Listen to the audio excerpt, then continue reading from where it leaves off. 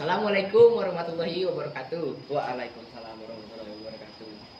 Perkenalkan, saya Muhammad Azmi Aulia di sini sebagai host dari acara podcast Pemuda Peduli Lingkungan. Tempatnya Pemuda Peduli Lingkungan. Di sini podcast Peduli Lingkungan tentunya kami akan membahas tentang hal-hal yang tentang lingkungan sekitar, tentang kebersihan terutamanya di lingkungan sekolah kami, mulai dari tentang bagaimana apa itu sampah, jenis-jenisnya, cara pengolahannya, bagaimana kebersihan dipandang dalam agama Islam, bagaimana Islam dipandang dalam kehidupan berbangsa dan juga bernegara, dan juga terakhir akan ada bagaimana sampah dipandang dalam unsur matematika. Kemudian kita juga di sini menariknya kita akan membahas bagaimana sih sampah plastik yang kita biasa temukan sehari-hari, mungkin bekas jajanan lah, bekas kita makan, bekas wadah kemasan apapun itu bisa kita manfaatkan untuk menjadi paving block, bata ringan, dan sejumlah bahan lainnya. Oke, pertama-tama di sini narasumber kita adalah Bondan dari bidang agama. Dia sudah mendalami bidang agama cukup lama tentunya. Dia sudah jauh-jauh dari Plaka Tinggi. Oke. Jadi kita kan akan membahas tentang lingkungan, kebersihan lingkungan dan juga gotong royong. Pertama-tama nih saya mau tanya, bagaimana sih dalam Islam itu memandang tentang kebersihan? Ya, kebersihan dalam Islam itu sangat penting ya. Contohnya saja kalau kita mau sholat itu harus dalam keadaan suci, bersih dari semua najis-najis yang ada di dunia ini. Oke, Itulah sangat penting jadi kebersihan itu dalam Islam. Kemudian di sini kan kita tentang kebersihan lingkungan tentu ada namanya gotong royong. Bagaimana Islam memandang tentang gotong royong tersebut? Dalam Islam gotong royong sangat penting. Nah, kan contohnya kalau kita harus melaksanakan sesuatu yang berat itu kan kita harus gotong royong. Nah, kita sesama muslim itu harus gotong royong. Kalau tidak, maka Allah akan menjauhkan kita dari yang bernama surga. Oke, betul, setuju sekali. Jadi kita sebagai muslim tuh harus menjaga hubungan kita dengan Allah, hablum minallah, dan juga kepada sesama manusia, Ya, itu hablum minannas. Oke. Kan kita telah membicarakan tentang kebersihan, gotong royong. Kira-kira ada nggak ya dalil naklinya itu? Ada. Tolong disebutkan mungkin yang kebersihan. Yang kebersihan ada 5 dalil naklinya, yaitu surah Al-Maidah ayat 6, Al-Anfal ayat 40 ayat 11, dan Al-Mudathir ayat 4, Al-Taubah ayat 108, Al-Furqan ayat 48. Baik nih, saya terima kasih banget nih sudah dikasih tahu tentang dalil nakli tentang kebersihan. Itu penting sekali untuk kita tentu ya. Pasti. Saya ingin bertanya lagi nih, penasaran saya tentang dalil nakli tentang gotong royong itu. Ya, gotong royong itu setahu saya ada 5, tapi nggak tahu kalau udah ada lagi kan. Yang pertama tuh ada surat As-Saba ayat 34, surat Al-Kahsa ayat 128, surat As-Saffat ayat 37, surat Al-Tawbah ayat 9. Oh baik, terima kasih nih. Ya, baik. Jadi Apakah ada yang ditanya? sebenarnya tidak ada lagi. Pertanyaan-pertanyaan saya sudah terpenuhi dengan baik. Terima kasih sekali nih sudah meluangkan waktu menjawab pertanyaan dari kami. Terima kasih banyak lah pokoknya. Nggak apa-apa, waktu saya luang terus. Semoga kedepannya kita bisa kerjasama lebih baik lagi. Ya. Semoga kedepannya kita juga jadi pribadi yang lebih baik lagi. Terima kasih ya Mas. Tadi kita sudah membahas tentang bagaimana sih kebersihan dan juga gotong royong dipandang dalam Islam dengan narasumber kita yang sudah mendalami bidang agama, yaitu Bondan sudah jauh-jauh Plaka Tinggi. Wah, saya sangat berterima kasih itu bisa menjawab berbagai pertanyaan dan rasa penasaran dalam hati saya. Kemudian kalau tentang kebersihan, tentang sampah, pasti agak kurang lengkap jika kita tidak membahasnya dari sisi IPA tentunya. Narasumber IPA kita sebenarnya ada 2, tapi pertama-tama kita akan bahas bersama Artalita terlebih dahulu tentang apa sih sampah itu, macam-macamnya, bagaimana cara mengelolanya, teknologi yang bisa digunakan untuk mengelola sampah, dan juga tentang reuse dan recycle yang sering kita dengar tentunya. Oke, baik Artalita, terima kasih sudah bersedia hadir untuk datang di sini, meluangkan waktunya untuk menjawab pertanyaan-pertanyaan dari kami. Pertama-tama nih tentang sampah, bisa tolong dijelaskan mungkin apa sih sampah itu, pengertiannya? Sampah seringkali itu bisa diartikan sebagai sampah dapat diartikan sebagai material sisa atau material yang tidak dapat digunakan atau dimanfaatkan lagi bagi manusia, seperti sisa dari sampah dapur atau sampah lain sebagainya. Baik nih, terima kasih sudah menjelaskan tentang apa itu sampah. Jadi sampah ini adalah sisa-sisa dari kegiatan kita sebagai manusia ya. Ya. Oke. Pasti tuh ada jenis-jenisnya ya. Kira-kira mungkin bisa dijelaskan lebih dalam apa aja sih jenis-jenis sampah? Macam-macam sampah itu bisa dibedakan menjadi dua, yaitu berdasarkan jenisnya dan juga berdasarkan bentuknya. Untuk berdasarkan jenisnya itu ada dua, yaitu sampah organik dan sampah anorganik. Sampah Oke, organik oke. itu sampah yang bisa terurai secara alami seperti buah-buahan yang membusuk atau sisa makanan, juga daun-daun kering dan juga ranting. Sedangkan sampah anorganik itu sampah yang tidak dapat terurai secara alami seperti botol plastik ataupun kaca dan kertas kardus. Oke. Tadi Eh, berdasarkan bentuknya gimana? Kalau berdasarkan bentuknya itu ada sampah padat, yaitu sampah selain kotoran manusia ataupun sampah cair lainnya.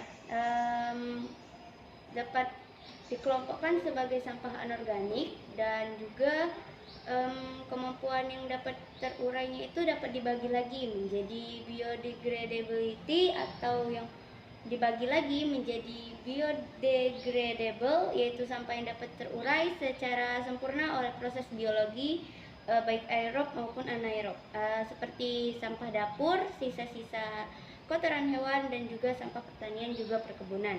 Yang kedua itu bisa dibagi lagi menjadi non biodegradable, sampah yang tidak dapat terurai secara biologi, dan dapat dibagi lagi menjadi dua, yaitu recyclable, seperti sampah yang dapat diolah kembali karena memiliki nilai secara ekonomi. Dan yang kedua non recyclable, dan sampah yaitu sampah yang tidak memiliki nilai ekonomi lagi dan tidak dapat diolah kembali, seperti sampah pengganti kemasan kaleng. Dan yang kedua berdasarkan bentuknya ada sampah cair, yaitu bahan cairan yang telah digunakan dan tidak diperlukan lagi. Contohnya seperti limbah hitam, yaitu sampah cairan yang dihasilkan dari toilet. Dan yang kedua sampah rumah tangga seperti sampah dapur, kamar mandi, dan juga tempat cucian. Dan ya itu saja mungkin sampah-sampah Oh baik, yang terima saya kasih. sebutkan. Jadi saya cukup tergambarkan apa itu sampah, jenis-jenisnya. Jadi saya lebih memahami bagaimana untuk menanganinya, bagaimana untuk membuangnya dengan benar. Oke, terima kasih sekali. Kemudian saya sering mendengar istilah yang namanya 3R tuh, reduce, dan juga recycle ya. Iya. Oke, baik. Itu kira-kira apa saja sih? Sebenarnya saya ingin coba tolong kalau bisa dijelaskan lah.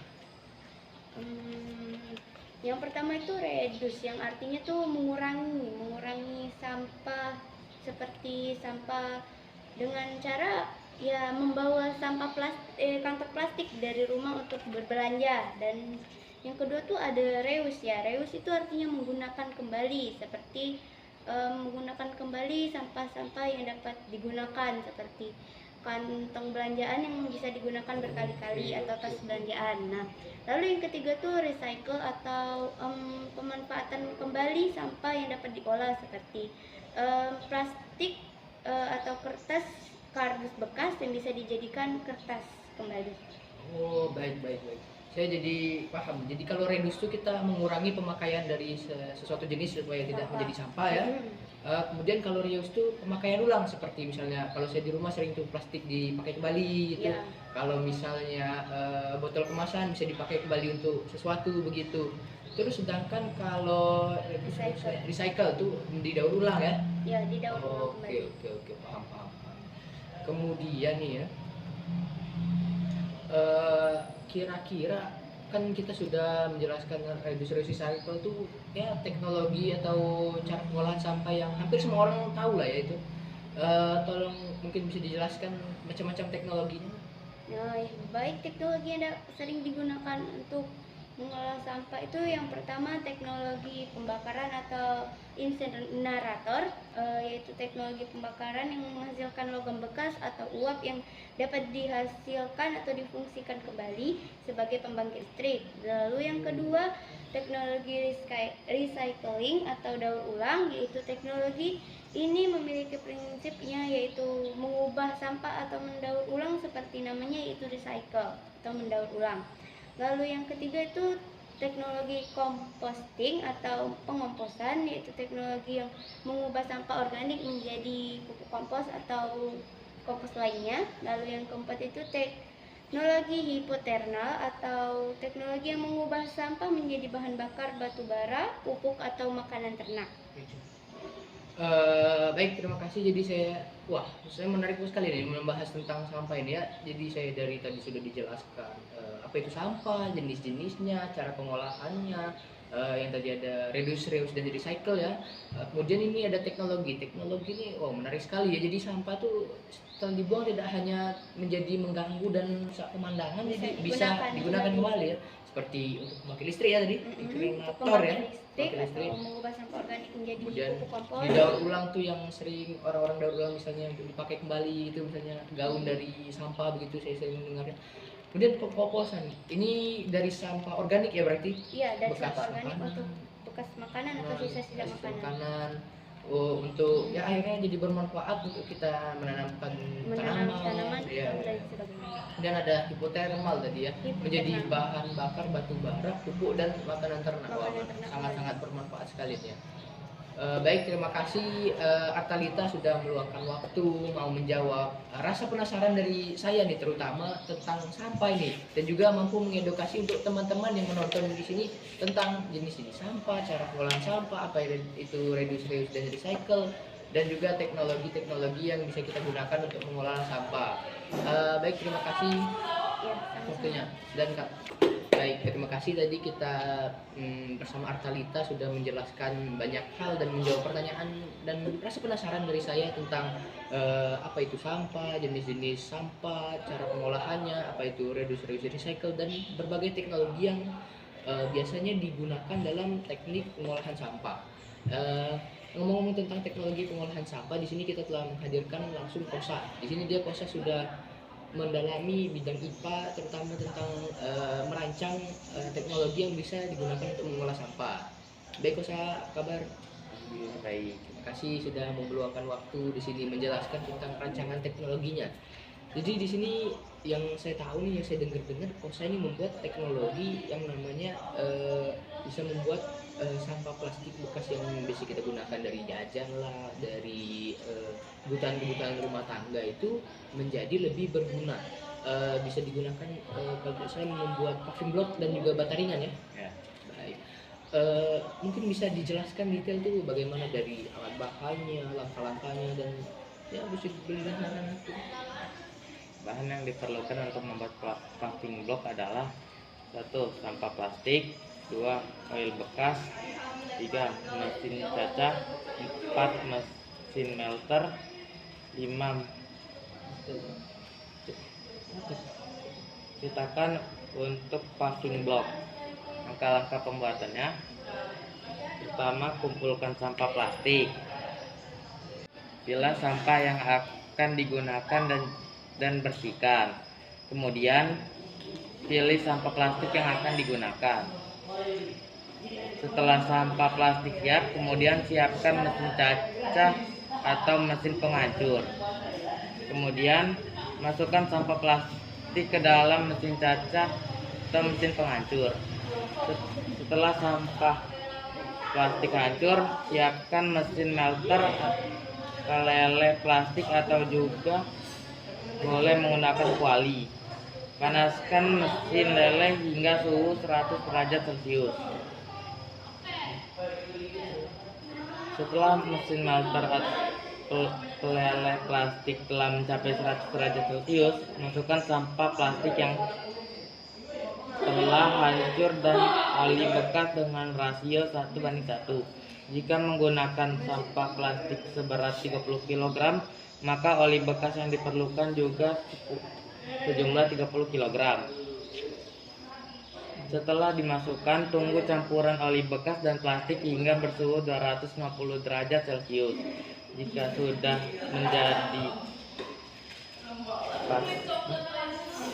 Jika sudah menjadi pasta, maka jaga kestabilan suhu campuran di kisaran 250 sampai 275 derajat Celcius.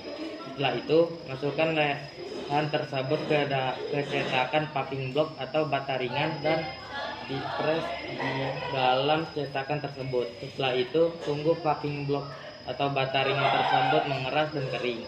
Packing block atau bata ringan pun siap digunakan dan dipasarkan. Baik, jadi tadi kita sudah membahas bagaimana sampah dan juga kebersihan lingkungan dipandang dalam agama Islam, yang dijelaskan oleh Bondan. Kemudian juga dijelaskan tentang bagaimana sampah itu ataupun kebersihan lingkungan di dalam pelajaran IPA, tentang jenis-jenisnya, apa itu sampah sendiri, kemudian bagaimana cara pengolahannya dan berbagai teknologi. Kemudian ada Kosa tadi yang menjelaskan tentang teknologi temuannya, yaitu membuat bata ringan ataupun packing block yang terbuat dari sampah plastik. Nah, sekarang ini kita akan mengaitkan lagi kebersihan lingkungan ataupun sampah ini ke mata pelajaran yang lainnya, yaitu sekarang ini adalah matematika. Jadi di matematika ini kita akan mendengarkan penjelasan dari Kanza. Kanza ini sudah mendalami bidang matematika sudah sejak lama, jadi terima kasih Kanza sudah bersedia datang di sini. Oke. Jadi mungkin bisa dijelaskan tentang hubungan dari matematika dan juga kebersihan lingkungan ini, karena kalau dipikir-pikir mungkin tidak ada hubungannya, tapi mungkin bisa dijelaskan. Baik, hubungan antara relasi dan fungsi.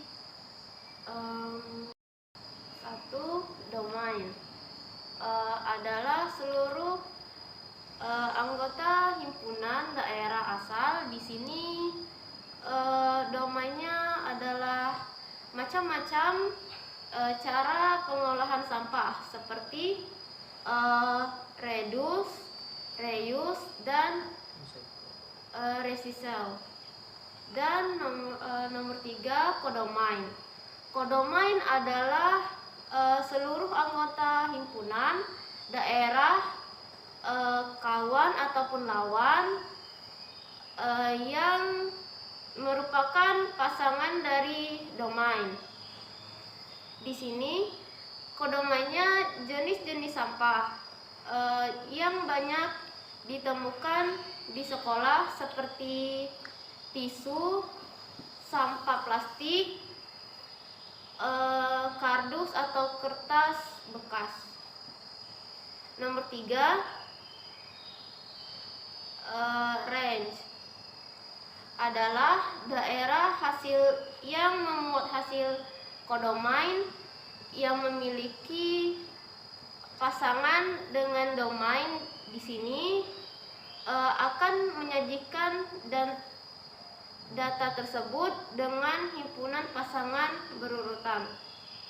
Oke, jadi tadi dijelaskan bagaimana dalam MTK itu dalam matematika itu menghubungkan antara cara pengolahan sampah ya tadi dengan jenis-jenis sampah. Jadi antara cara pengolahan sampah dengan jenis sampah yang tepat. Jadi seumpamanya tadi kalau tisu kita reduce, sampah plastik dapat kita reuse, atau sampah kardus kita reuse.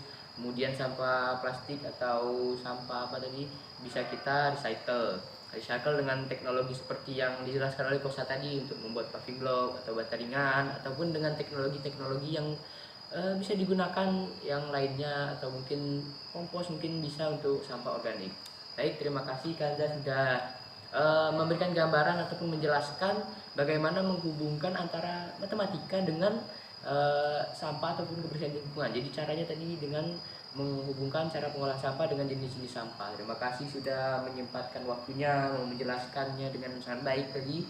Oke, terima kasih. Jadi di sini ada intinya 2 poin pertanyaan dari saya, itu yang saya penasaran dan saya ingin tahu tuh bagaimana sih cara meningkatkan kesadaran dan juga kepedulian dari masyarakat nih terhadap kebersihan lingkungan yang sesuai dengan nilai-nilai Pancasila tentunya.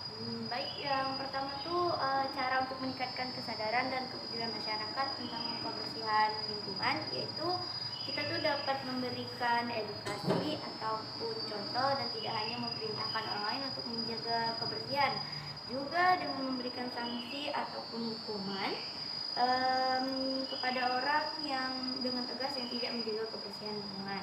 Oke, jadi cara untuk meningkatkan kesadarannya itu tidak hanya dengan memerintah melalui kampanye melalui apa, tetapi betul-betul mengedukasi dan juga mengajak ini. Langsung turun ke lapangan untuk mengajak menjaga kebersihan, tidak hanya memerintah, tidak hanya menyuruh orang lain, tidak hanya menyerahkan tanggung jawab kepada orang lain, tetapi kita sendiri yang juga harus turun tangan langsung begini. Baik, jadi tadi selain itu juga ada sanksi ya, untuk sanksi yang Orang tegas tidak menjaga kebersihan lingkungan. untuk orang yang tidak menjaga kebersihan lingkungan. Jadi orang-orang yang begitu harus disanksi tegas supaya kedepannya tidak ada lagi orang yang begitu tidak melakukannya tentu saja, dan juga sehingga budaya menjaga kebersihan ataupun peduli kepada lingkungan ini berhasil mengakar ke dalam pikiran ataupun pendapat setiap orang. Jadi setiap orang tuh peduli kepada lingkungan begitu. Kemudian jadi tadi sudah dijelaskan bagaimana caranya. Kemudian saya juga ingin bertanya nih, kan Pancasila tuh ada 5 sila ya, di masing-masing itu apakah ada hubungan gitu antara sila Pancasila tuh contoh perilakunya lah dari antara masing-masing sila gitu. Bisa Baik. dijelaskan. Baik, saya akan menyebutkan perilaku yang mencerminkan pengamalan sila-sila Pancasila dengan merawat dan juga menjaga atau melestarikan lingkungan seperti tidak membuang sampah sembarangan itu sesuai kepada pengamalan sila pertama, karena alam atau lingkungan ini tuh anugerah atau miliknya Tuhan Yang Maha Esa yang harus dilestarikan agar tidak terjadi bencana alam ataupun korban jiwa karena membuang sampah sembarangan. Lalu yang kedua ada sesuai dengan sila keempat Pancasila dengan cara musyawarah menentukan pendapat yang mufakat untuk program yang akan dilaksanakan, juga menerima dengan lapang dada keputusan hasil dari musyawarah tersebut. Lalu yang terakhir sesuai dengan sila kelima Pancasila yaitu dengan membagi tugas secara adil atau bergotong royong, juga melaksanakan kewajiban-kewajiban masyarakat dengan bertanggung jawab, juga memberikan hak karena sudah melakukan kewajiban-kewajiban tersebut. Oke, baik. Jadi setuju sekali dengan contoh-contoh pengamalan tadi. Ya, jelas kita harus menjaga lingkungan karena lingkungan ini alam semesta ini ciptaan Allah yang Maha Esa, Allah Subhanahu wa taala. Jadi kita harus menjaganya sebagaimana disampaikan oleh Bondan tadi, menjelaskan tentang agama, memandang tentang kebersihan lingkungan. Kemudian juga ada pengamalan sila keempat ya tadi, untuk menentukan program bermusyawarah. Ya tentu kita untuk menentukan program kebersihan, cara-cara melaksanakannya itu harus musyawarah mufakat, tentu karena banyak orang, bagaimana cara yang tepat untuk menangani masalah ini. Jadi kita harus bermusyawarah dan mufakat. Setelah itu kita juga harus menerima dengan lapang dada hasilnya tersebut. Kemudian tadi sila kelima ya, ada pengamalannya, itu betul setuju sekali, yaitu dengan melaksanakan kewajiban-kewajibannya masing-masing, tidak hanya menyerahkannya kepada petugas kebersihan, kepada OB, tetapi sadar bahwa kita juga memiliki kewajiban yang sama untuk menjaga kebersihan, karena lingkungan ini ya tempat kita tinggal. Jika lingkungan ini tidak nyaman, kotor, ya yang rugi ya kita juga lah tentu. Jadi ya tidak hanya memberatkan kepada OB, petugas kebersihan, tetapi ingat bahwa kebersihan lingkungan juga kewajiban kita. Baik, terima kasih Artalita telah menjelaskan tadi tentang IPA kan, tentang jenis-jenis sampah, pengolahan sampah, teknologinya, dan juga menjelaskan tentang PPKN ataupun tentang kebersihan lingkungan ataupun sampah dipandang dalam Pancasila, pengamalan-pengamalannya, bagaimana caranya. Terima kasih banyak telah menjelaskan IPA dan PKN tadi. Semoga kedepannya kita bisa lebih baik lagi tentunya. Saya sangat setuju dan sangat mendapat banyak ilmu-ilmu baru dari keempat narasumber tadi. Jadi dari keempat narasumber tadi dapat saya simpulkan bahwa sebenarnya kebersihan lingkungan itu ya sangat penting dipandang dari agama ataupun dari berbagai mapel atau berbagai aspek tuh memang sangat penting, dan memang ada hubungannya antara kebersihan lingkungan dengan kehidupan kita masing-masing. Karena jika kebersihan lingkungan itu tidak terjaga, yang rugi, yang terganggu ya kita sendiri tentunya. Jadi saya harapkan dengan podcast ini tidak hanya saya yang mendapatkan ilmu ataupun menjadi sadar akan pentingnya kebersihan lingkungan, tetapi pemirsa yang lain juga nih bisa mendapatkan ilmu baru, pengetahuan yang baru, ataupun pemahaman-pemahaman baru yang sebelumnya mungkin belum terpikirkan. Seperti tadi ada Kosa menjelaskan teknologi, wah ternyata ada juga ya teknologi yang bisa membuat sampah plastik yang awalnya tidak penting menjadi ternyata cukup bermanfaat. Setelah itu ada juga Kanza tadi menjelaskan, saya pikir matematika dengan sampah sebenarnya tidak ada hubungan. Saya pikirnya awalnya begitu, tapi ternyata setelah dijelaskan, setelah saya perhatikan dan saya pahami tadi, ternyata bisa kita hubungkan antara jenis sampah dengan cara pengolahan sampah. Kemudian ada tadi Bondan menjelaskan tentang sampah ataupun lingkungan dan gotong royong dipandang dalam Islam. Ternyata ya betul sekali, Islam tuh sangat memandang penting kebersihan lingkungan dan juga gotong royong. Jadi untuk menjaga kebersihan lingkungan itu tidak hanya sendirian, tapi harus bersama-sama. Kemudian di PKN tadi ada sejumlah pengamalan sila-sila Pancasila ya tadi, yang tentang menjaga kebersihan lingkungan. Itu sangat bermanfaat. Jadi ya sekian deh, saya kira cukup lah untuk podcast hari ini. Sekian, saya sebagai host di sini mohon maaf jika apabila ada salah kata atau kata-kata yang sulit dipahami ataupun kata-kata yang mungkin menyinggung, dan juga saya mewakili sejumlah narasumber tadi untuk meminta maaf jika ada kesalahan ataupun permasalahan. Saya mohon maaf, kepada Allah kami mohon ampun. Wabillahi taufiq wal hidayah. Wassalamualaikum warahmatullahi wabarakatuh.